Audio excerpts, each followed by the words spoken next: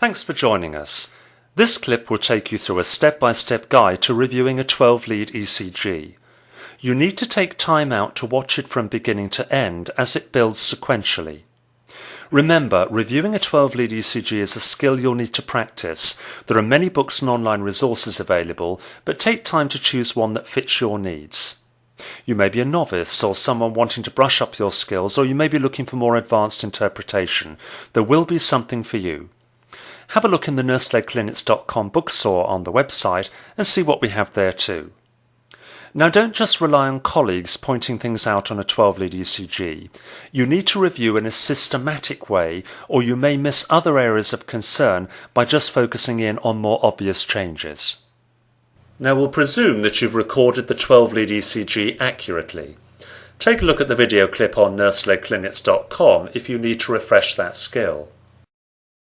Now, the ECG shows the same electrical activity but from 12 different angles around the heart. I'll explain this with diagrams shortly. This means it will help you confirm an arrhythmia more easily as you can see it from different views as the electricity travels through the myocardium. In addition, as electricity travels through areas of the heart that may be damaged, such as through infarction or ischemia, the electrical pattern may alter, allowing you to note concern related to specific areas of the heart. Let's quickly review sinus rhythm. This is the normal electrical pathway in health and what we want to see. So here is the heart with its electrical pathway. Now you'll hear the terms depolarization and repolarization, which relate to the physiological creation of electricity within the heart. I'm going to keep to simple language as our focus here is the ECG tracings rather than how electricity is created. Have a look at any good human anatomy and physiology text for that. Take a look at this diagram. In health, the electrical activity begins in the sinoatrial node, or the SA or sinus node, in the top right of the heart. That's the patient's right. It spreads through the two atria and precedes their contraction, which occurs together, the two atria together. It then passes through a narrow band in the middle of the heart, the atrioventricular node, or AV node, and into the bundle of His. Normally, this is the only electrical connection between the atria and ventricles, and will have some significance when I show you the normal ECG trace.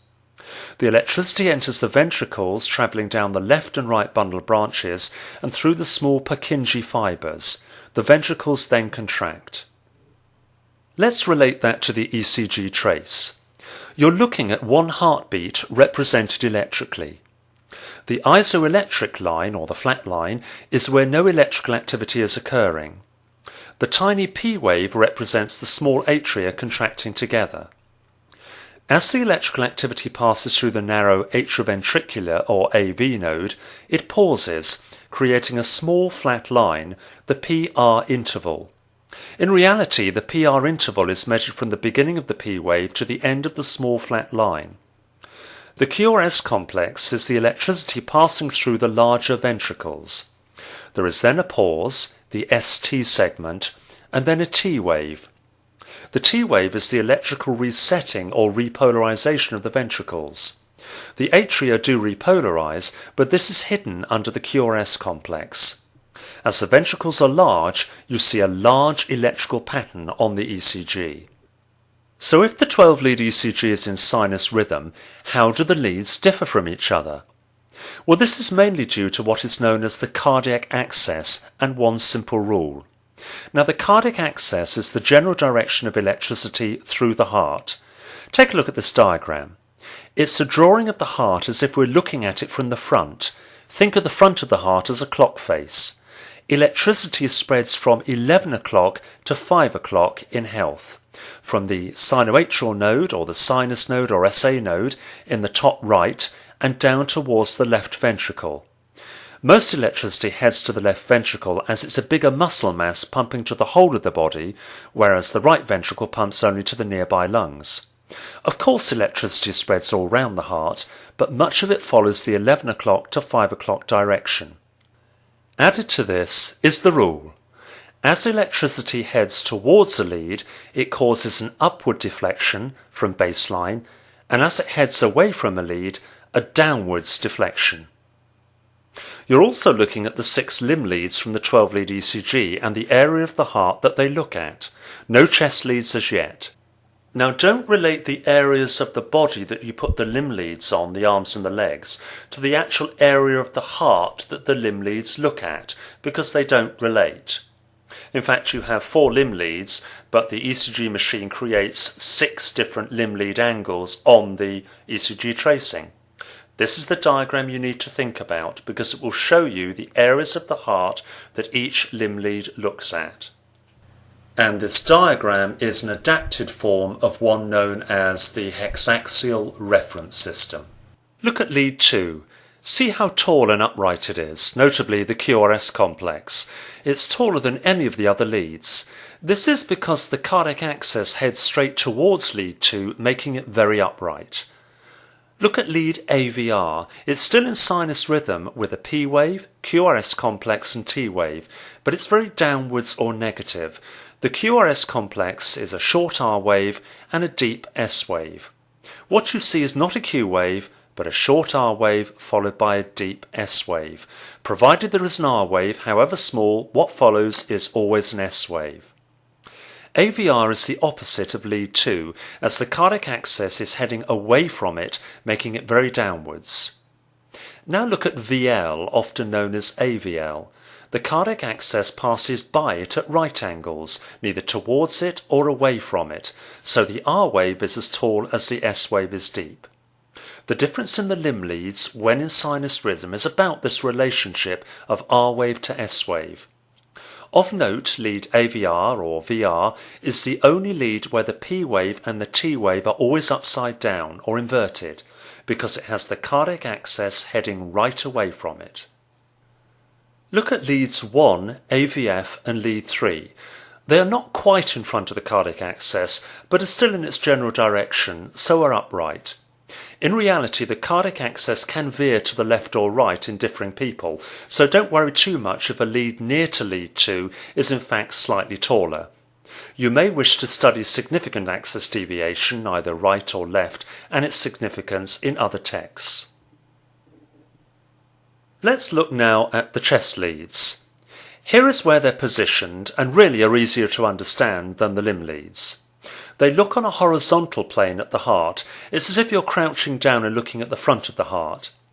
V1, sometimes known as C1, looks at the right ventricle. The leads then progress to the septal area, the division between the right and left of the heart, with V3, V4, and V5 and V6 are looking at the left ventricle.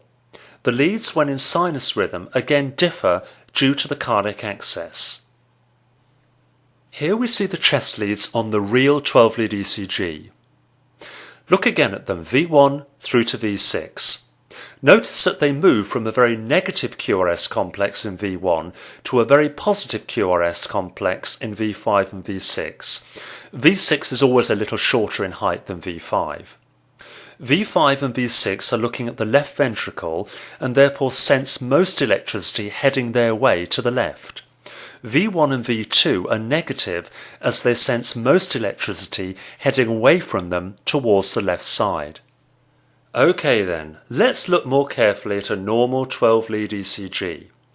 As you can see, it's printed on graph paper. Now the complexes are printed on the paper or passed by on a cardiac monitor at a set international speed of 25 mm per second. Check that's written on the 12-lead ECG so that you're sure that various parts of the ECG complexes are taking the correct amount of time. It's likely that the speed will be correct, but do make sure. The height of the complexes is important too. The height is checked by looking at the height calibration to the edge of the 12-lead ECG. It should be the height of 2 large squares, no taller, no shorter. There are many things you can look at in relation to time on the 12-lead ECG, but heart rate is probably the most obvious. There are a number of ways to calculate this. Of course, you could always take the pulse, but if you need to, remember that you measure the number of squares between the same points of 2 complexes. We usually measure the number of squares between the R wave of one complex to the R wave of the next, what's known as the R to R interval. Now, if there is one large square between each R wave, then the heart rate is very high. And you divide 300 by 1 square, or by 1, and the heart rate is 300. If there are 2 large squares, it's 150. 3 large squares, 100. 4 large squares, 75. 5 large squares, 60, and so on. Now, if you see, for example, 2.5 large squares between the R waves, or 1 3/4, don't worry, just divide 300 by 2.5 or 1.8 or whatever it is to get the heart rate. Now, the slight problem occurs when the heart rate is irregular, and this is most commonly associated with atrial fibrillation. There are various ways to calculate the heart rate in this situation from the ECG, and one of the most common is to count the number of R waves that occur over a 30 large square period of time. This represents 6 seconds, and then times in the number of R waves that occur over that time period by 10 to give you the heart rate. It's probably best actually to measure the pulse rate itself over a period of a minute, because some would argue that timesing the number of R waves over a 6-second period by 10 is no more accurate than calculating from an R to R interval. Now, there are some other timings that are significant, and I'm going to give you these in small or large squares, although you can relate them to seconds or fractions of seconds. The first is the PR interval. This is measured from the beginning of the P wave until the end of the flat line that follows it, basically to the beginning of the QRS complex. The PR interval should be no wider than 3 to 5 small squares, or 3 small squares to 1 large square. If it's consistently longer than this, it could be first-degree heart block, although clinically it's something not to worry about too much. The other measurement that I think is of significance is the QRS complex. This should be narrow and sharp. It doesn't matter how narrow, but it shouldn't be wider at its widest point than 3 small squares. It can be on 3 small squares, but it shouldn't be any wider. We'll talk more about the significance of all of this as we review our 12-lead ECGs. Okay, are you ready to look systematically with me at a 12-lead ECG? Okay, let's do it then. Now, do remember there are various ways of doing this, so do look in your books and on your online resources to see different ways of doing this. First of all, make sure you have a clean ECG trace. That is, that you don't have a wandering baseline, that all the complexes are in a straight line horizontally, and that you don't have any thickened lines, which could, for example, occur from electrical interference, and you can look up elsewhere how to make sure you gain a clean ECG trace. Check your calibration as we've described. Then you need to look at the rhythm strip, and this is usually printed at the bottom of the 12-lead ECG, and it is usually lead 2, because this is a very upright lead, and any arrhythmias will appear familiar if you look particularly at this lead. Is the patient in sinus rhythm? If they're in sinus rhythm in one lead, they will be in sinus rhythm in all leads. So if you're having difficulty, look at another lead. But if they are in sinus rhythm in one lead, they are in sinus rhythm in all leads. Is there one P wave per QRS complex? If you have more than one P wave per QRS complex, there is a possibility you have second-degree heart block. This is where the atrioventricular node is not allowing all of the P waves through to the ventricles. This is of concern because they may progress to complete heart block. So look carefully. Is the PR interval of a normal length? Now, we've discussed that. Or is it consistently longer across the 12-lead ECG than it should be? This then could be first-degree heart block. It's not of major concern, and certainly the patient will not be hemodynamically compromised. Look at the QRS complex. Is it nice and narrow? Doesn't matter how narrow, but it should not be broad. It should not be wider than 3 small squares at its widest point. Is there one T wave following the QRS complex? What is the patient's heart rate? Can you calculate it? Is it a normal heart rate? Is it a bradycardia, obviously a slow heart rate? The exact figure for a bradycardia is difficult. We perhaps might say below 50 or 40, but obviously it depends on how hemodynamically compromised the patient is for that given heart rate. A very fit person may tolerate quite a low heart rate. Is there a tachycardia, a fast heart rate? Is the heart rate regular? An irregular heart rate is suggestive of atrial fibrillation. And finally, in reviewing the 12-lead ECG, look at the leads. Divide this into two. Look at the limb leads and then look at the chest leads. The way the limb leads are set out on the 12-lead ECG, it's impossible to know what part of the heart they're looking at unless you have this picture in your mind. So you might want to carry it with you or draw it until you're confident that you know which part of the heart the limb leads are looking at. We've gone through this before, so you know how the differing shape is created in relation to the cardiac access. But note that AVL looks at the top left of the heart, that's the patient's left. AVR looks at the top right, that's the right atrium. Lead 1 looks at the lateral part of the heart, and that is the side of the left ventricle. And leads 2, AVF, and 3 look at the low down part of the heart, that's the inferior part. So if there is a change in any of those leads, it relates to that locality. But if you do see a change in a lead, it's unusual for it to occur in one lead alone. So look at the leads on either side as well to see, for example, the spread of infarction or the spread of ischemia. Look then at the chest leads. Again, we've gone through this, and note that V1 or C1 is very downwards or negative, and it progresses to being very positive in V6 or C6, but note that V5 or C5 is usually the tallest in terms of the R wave. I'm now going to take you through a selection of abnormalities on 12-lead ECGs. Just a few, so you'll need to go away and practice a much greater variety, but we'll go through the systematic approach. Okay, let's look at this illustration together. First of all, is it a clean trace? Well, yes it is. The lines are very crisp and clear. The baselines are not wandering. They're all horizontally placed on the 12 lead. Check the calibration. This is correct. If you look on the left-hand side, you see the square box there. That corresponds to 2 large squares.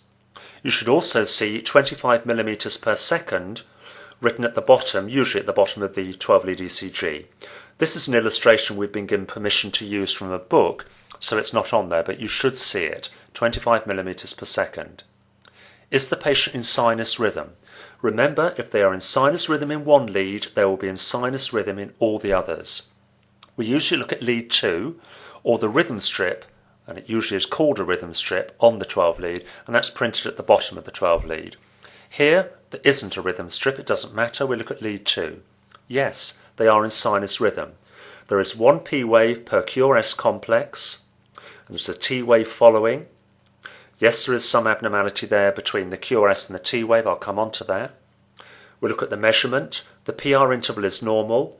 That is the measurement from the beginning of the P wave to the end of the straight line, or the beginning of the QRS complex. Here, it is no longer than 3 to 5 small squares, so that's fine.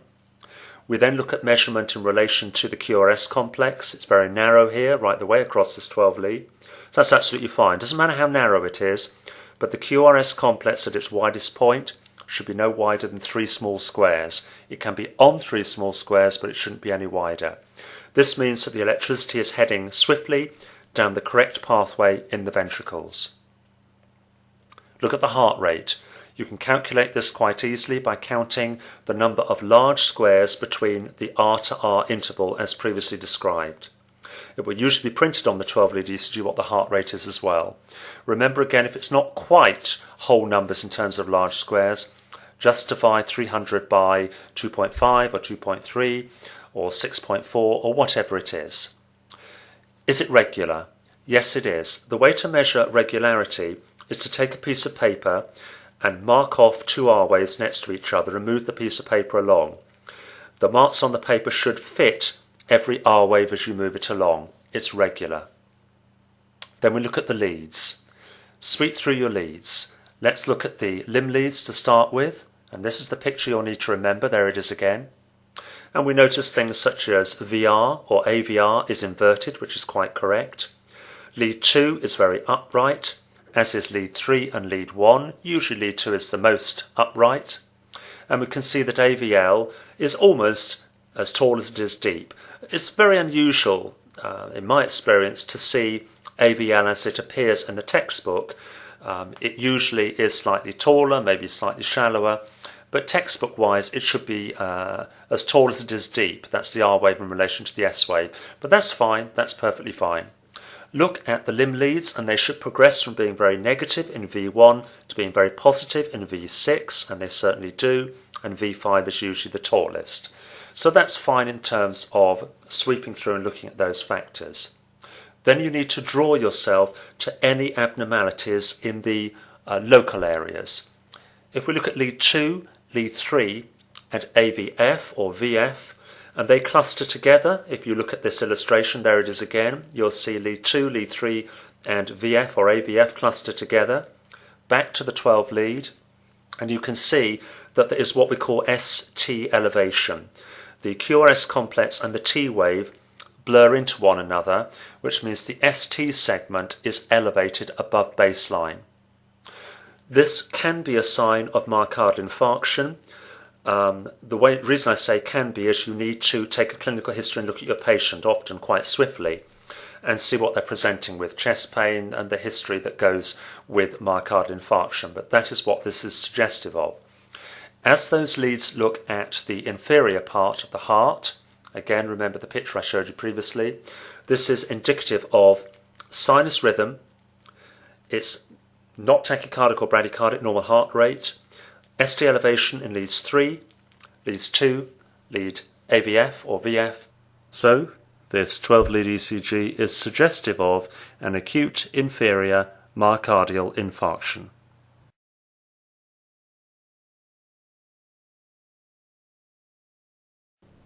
Okay, here's another example, and my goodness, this is a busy 12-lead ECG. Is it a clean trace? Yes, it's very clear. There's no thickened lines, there's no wandering baseline. Is it calibrated correctly? Yes. Look at the left-hand side, you see the box calibration, which corresponds to 2 large squares. You should again see printed on it 25 millimeters per second. It isn't because it's a book illustration that we've been allowed to use, but you should see 25 millimeters per second printed on it.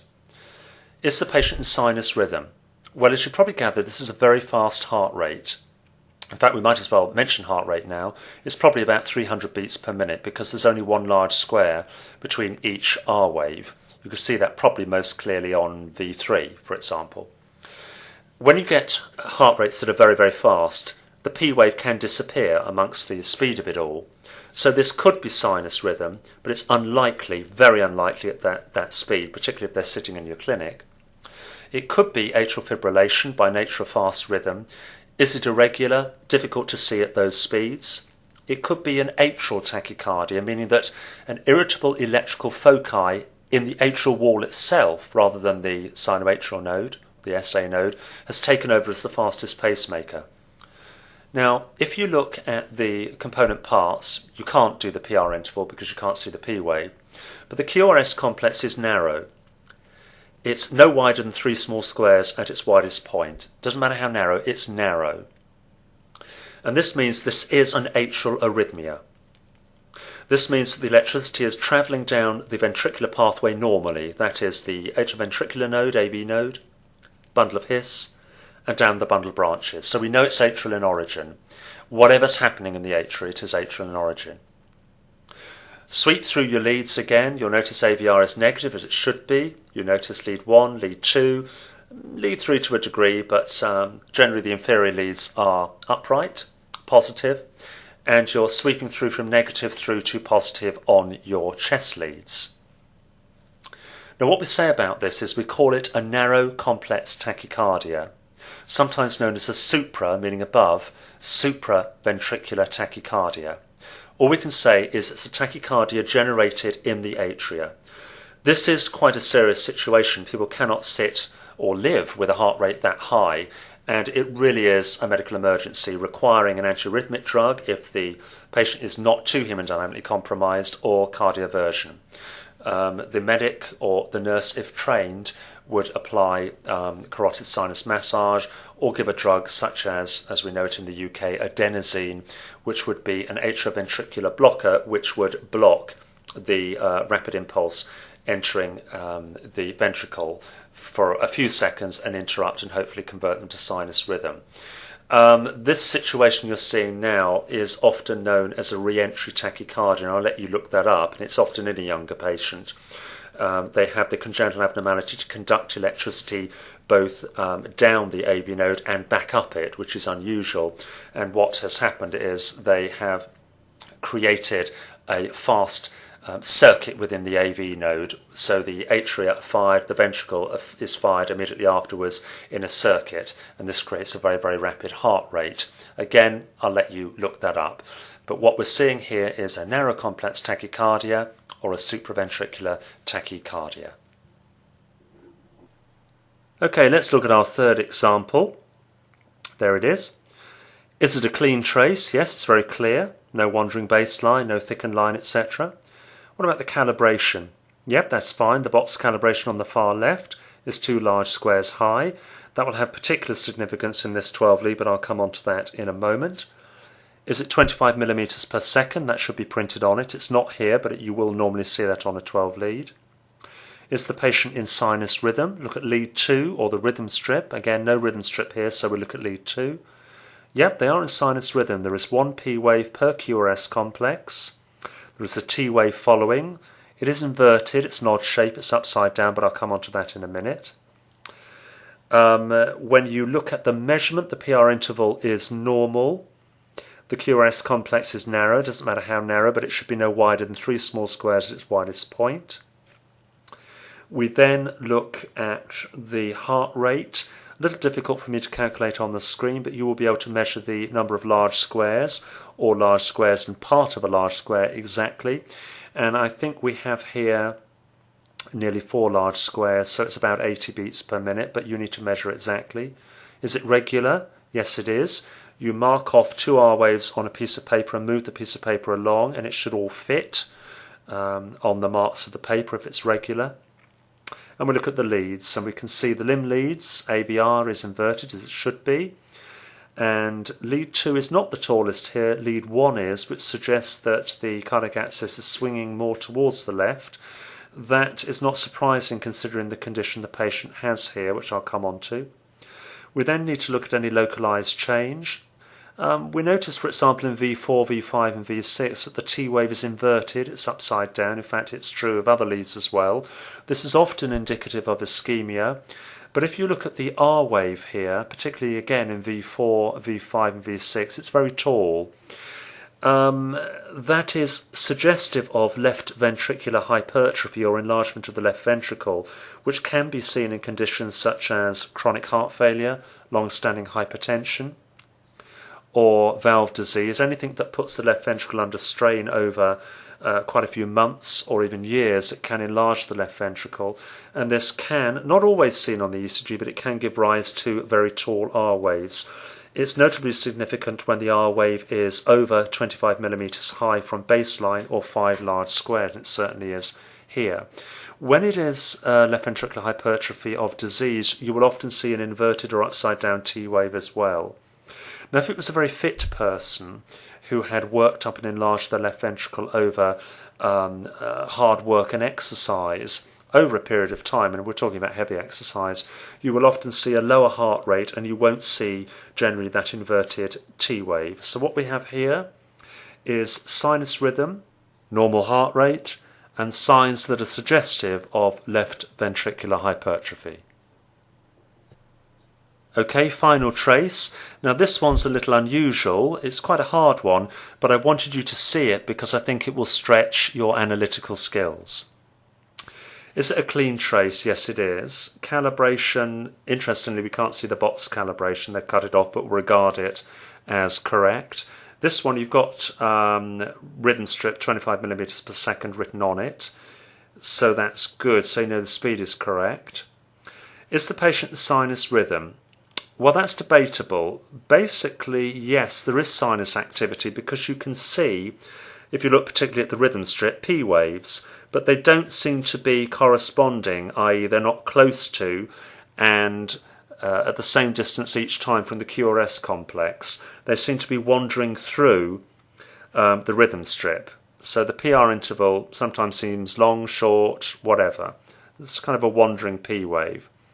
But they are technically in sinus rhythm because the P wave indicates that an impulse is coming from the sinoatrial or SA node. Look at the component parts. Is there one P wave per QRS? No, it's not easy to see that. Sometimes it looks as if there might be two P waves per QRS complex. Is the QRS complex normal? It's a bit odd in shape, and it may even be arguably wider than 3 small squared at its widest point, but certainly if you look at V5, V6, it's a very odd shape and appears to have an inverted T wave as well. So one could argue that this is not a terribly normal QRS. You know, sometimes you think, is it on 3 small squares, is it less? Yeah, apply that rule, but also look at the shape of it as well. If we look at the leads, it's very difficult to work out, is it negative, positive, etc., because it's such an unusual shape. But it does progress in terms of AVR is negative. Lead 1 seems to be most positive, lead 2 seems to be negative, and it progresses from negative to positive in the chest leads. But the shape of the QRS complex makes that very difficult. Is the heart rate regular? Yes, it is, but it is slow. But you seem to have P waves on their own and QRS complexes not related to it. I'll tell you what this is. This is complete heart block or third degree heart block. What's happened is, for some reason, electricity is unable to travel through the atrioventricular or AV node, and the SA node or sinoatrial node keeps firing P waves, but they do not reach the ventricles. So the heart doesn't stop. The ventricles release their own impulse from inside the ventricular wall very slowly. So there is no association between the P waves and the QRS complexes. The P waves are not triggering the QRS complex. It's as if there's two separate hearts occurring. With third degree heart block, often it's best to get a prolonged rhythm strip, usually about 3 times the length of the normal 12-lead ECG. Because your eye wants to associate those P waves with the QRS complex. Therefore, you might mistake it for first degree heart block, which has a consistently prolonged PR interval, but it's the same length all the way along, or more importantly, second degree heart block, where some of the P waves aren't getting through, but some are. The only way to really work this out is to mark off a couple of P waves in a row on a piece of paper and move the piece of paper along. That way you will see that the P waves are very regular, and in fact they are occurring before, after and often in the QRS complex, making a little hump shape on the QRS complex. Sometimes the ventricular rate is quite high, particularly if the impulse is high in the ventricle.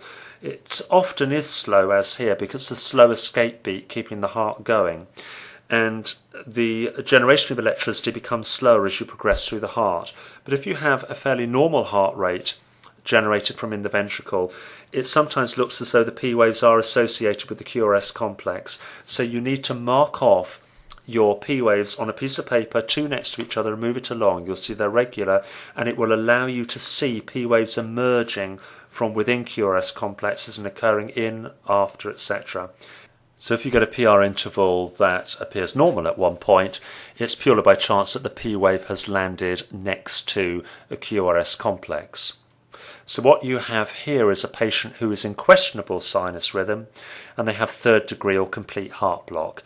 That's why the QRS complex appears an odd shape, because to keep the heart going, an electrical impulse has been released from within the ventricular wall, and it's not coming down the fastest pathway into the ventricles. That's through the AV node, atrioventricular node, bundle of His, and down the bundle branches. It's taking its time to find its way around the ventricle. I've given you a taster of some abnormalities, but keep reading around the subject and practicing so you extend your knowledge base. In line with this, any nurse running a clinic who reviews 12-lead ECGs, however infrequently, needs a good reference text. Take a look at the Nurse-Led Clinics bookstore on the website, either the UK or worldwide store. The worldwide bookstore will convert to your local currency, and look under ECGs and diagnostic tests. We have a variety of good value books designed for those with a minimal knowledge base that needs to improve.